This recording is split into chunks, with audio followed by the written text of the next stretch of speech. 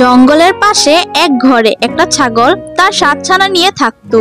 ছাগল তার ছানাদের খুবই ভালোবাসতো আর তাদের সব সময় আগলে রাখতো। অনেক সময় তাদের জন্য ঘাস আর ফল আনতে মা ছাগলকে ঘর থেকে বাহিরে যেতে হতো। আর তখনই এই ছোট ছোট ছানাগুলো ঘরের মধ্যে তাদের মাকে ছাড়াই থাকতো। ছাগল জানতো জঙ্গলে এক বদমাশ শিয়াল থাকে, তার নজর পড়েছে তার ছোট ছোট ছানাদের উপর।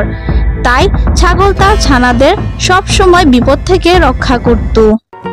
এইরকমই একদিন ছাগল তার ছানাদের জন্য খাবার আনতে বাহিরে যাচ্ছিল। তখন সে তার ছানাদের বলল, দেখো ছানারা, আমি বাহিরে যাচ্ছি, তোমরা সবাই ঘরের ভেতরেই থেকো। আর আমি ছাড়া যদি অন্য কেউ আসে তাহলে দরজা খুলবে না, ঠিক আছে? ঠিক আছে মা, কিন্তু আমরা কিভাবে বুঝবো যে দরজার সামনে তুমি দাঁড়িয়ে আছো? বলো। আমি তোমাদের এই গানটা শোনাবো। দরজা খোলো সোনারা আমার, তোমাদের মা এসেছি, জলদি খোলো, সাথে করে সুস্বাদু খাবার এনেছি। আরে জলদি খোলো, সাথে করে সুস্বাদু খাবার এনেছি। যখন তোমরা এই গানটা শুনবে তখনই দরজা খুলবে, ঠিক আছে? হ্যাঁ ঠিক আছে মা, আমরা বুঝে গেছি। ছাগল সেখান থেকে চলে গেল। কিন্তু সেই বদমাশ শিয়াল ছাগল আর তার ছানাদের সব কথা লুকিয়ে লুকিয়ে শুনছিল। ওহো, আজ তো আমি তোদের গোপন কথাটা জেনে গেলাম। এবার তোদের আমি মজা করে খাবো। তখন শিয়াল ছাগলের ঘরের সামনে গিয়ে দাঁড়ালো আর তার বেসুরা আওয়াজে গাইতে শুরু করে দিল। দরজা খোলো সোনারা আমার, তোমাদের মা এসেছি, জলদি খোলো, সাথে করে সুস্বাদু খাবার এনেছি।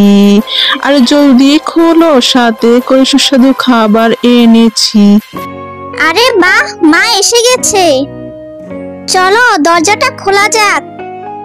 কিন্তু মা এত তাড়াতাড়ি কিভাবে আসলো?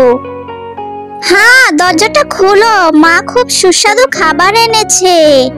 আরে থামো থামো, এখন দরজা খোলো না। এই গলার আওয়াজ তো আমাদের মায়ের না। মা তো কত সুন্দর গায়, এটা তো কোনো ব্যাঙ গাইছে মনে হচ্ছে। হা হা হা হা, ঠিক বলেছিস ছোটু, এটা আমাদের মা না। হ্যাঁ হ্যাঁ, এটা আমাদের মা নয়। চলে যাও এখান থেকে, তুমি আমাদের মা নও। আরে বাবা, আমি তো তোমাদের মা, দরজাটা খুলো। না না, তুমি আমাদের মা হতে পারো না। আমাদের মায়ের আওয়াজ তো খুব মিষ্টি, আর তোমার তো ব্যাঙের মতন। চলে যাও এখান থেকে। শিয়াল বুঝে গেল যে ছাগল ছানারা এভাবে তার হাতে আসবে না। কি করা যায় সে ভাবতে লাগলো। আরে এরা তো বুঝতে পেরে গেল আমার গলার আওয়াজটাও না। পেয়েছি, এক্ষুনি গিয়ে মধু খেয়ে আসি। শিয়াল ভাবলো যে মধু খেলে তার গলা ছাগলের মতো সুন্দর হয়ে যাবে। শিয়াল জঙ্গলের মৌমাছির চাক খুঁজলো আর সেখান থেকে যেমনি তেমনি করে একটু মধু খেলো।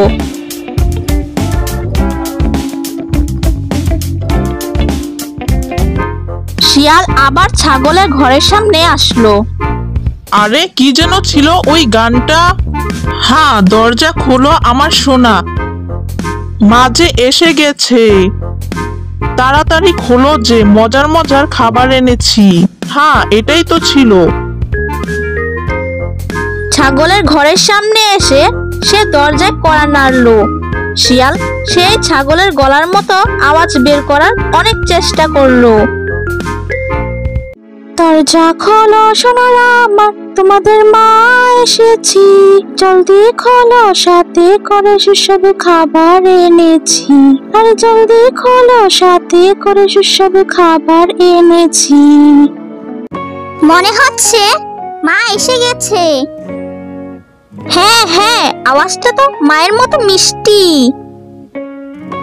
চলো দরজাটা খোলা যাক, মা সাথে করে সুস্বাদু খাবার এনেছে। হ্যাঁ হ্যাঁ, দরজাটা খোলো। দাঁড়াও, আগে আমাকে দেখতে দাও, বাইরে মা আছে নাকি অন্য কেউ। ছানাটা দরজার সামনে গেল আর সে দরজার ফুটো দিয়ে কালো পা দেখতে পেল।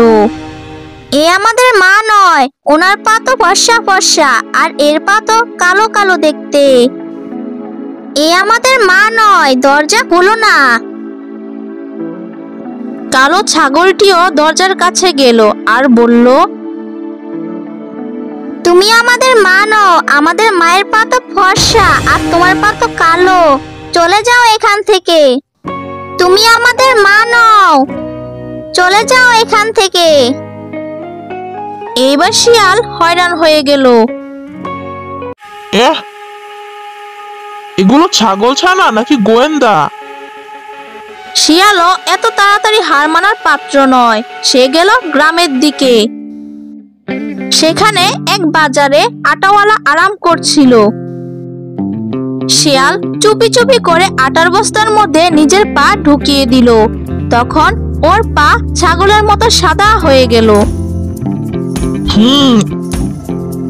এবার দেখছি কিভাবে দরজা না খুলে। শিয়াল আবার ছাগলের ঘরের ওখানে এলো আর দরজায় খটখট করে গাওয়া শুরু করে দিল। দরজা খোলো সোনারা আমার, তোমাদের মা এসেছি, জলদি খোলো, সাথে করে সুস্বাদু খাবার এনেছি, আর জলদি খোলো, সাথে করে সুস্বাদু খাবার এনেছি। এবার তো পাক্কা মাই এসেছে। হ্যাঁ, এবার তো মাই এসেছে, দেখো কত মিষ্টি গলা।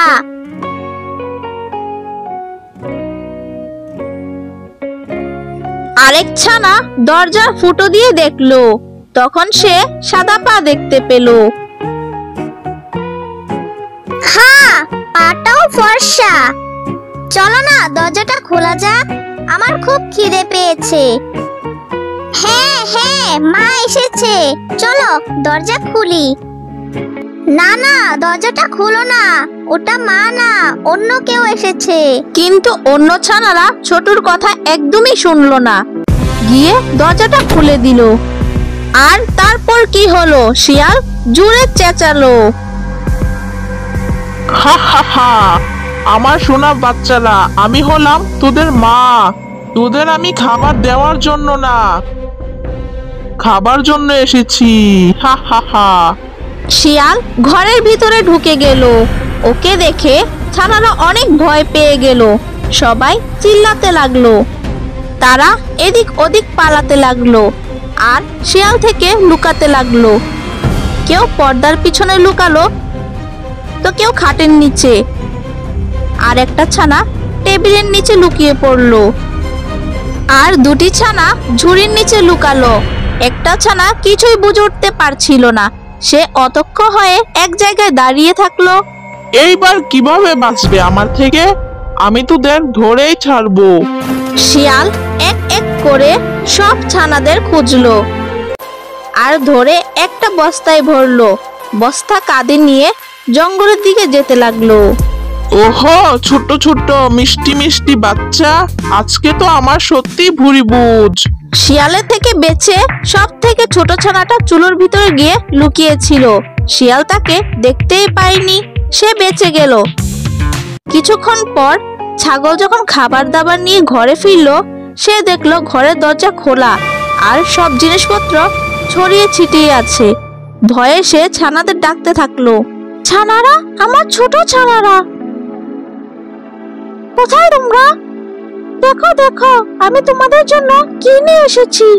মায়ের আওয়াজ শুনে সব থেকে ছোট ছানাটি বেরিয়ে আসলো আর কাঁদতে থাকলো। তুমি কাঁদছো কেন? আর তোমার অন্য ভাই বোনেরা কোথায়? ছোট ছানাটি কাঁদতে কাঁদতে তার মাকে সব খুলে বলল। আর ছাগল রেগে মেগে লাল হয়ে গেল। আমার ছানাদের ও নিয়ে গেছে, ওর এত সাহস, এক্ষুনি ওর মজা দেখাচ্ছি। চলো আমার সাথে, ছাগল আর ছানাদের খুঁজি।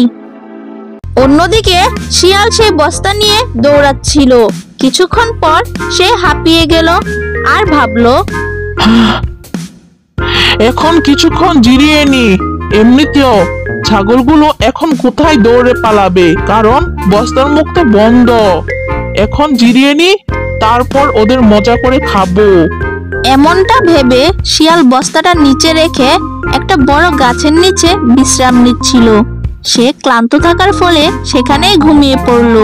ছাগল আর তার ছোট ছানা শিয়ালকে খুঁজতে খুঁজতে শিয়ালের নাক ডাকার আওয়াজ শুনতে পেল। ছাগল দেখলো শিয়াল আরাম করে নাক ডেকে ঘুমাচ্ছে, পাশে থাকা বস্তাটাও নড়ছে। বস্তা নড়ায় ছাগল বুঝতে পারলো তার ছানারা এখনো জীবিত আছে। সে নিশ্চিন্ত হলো, আর সে চুপি চুপি বস্তার কাছে গেল আর সেটা খুলে দিল।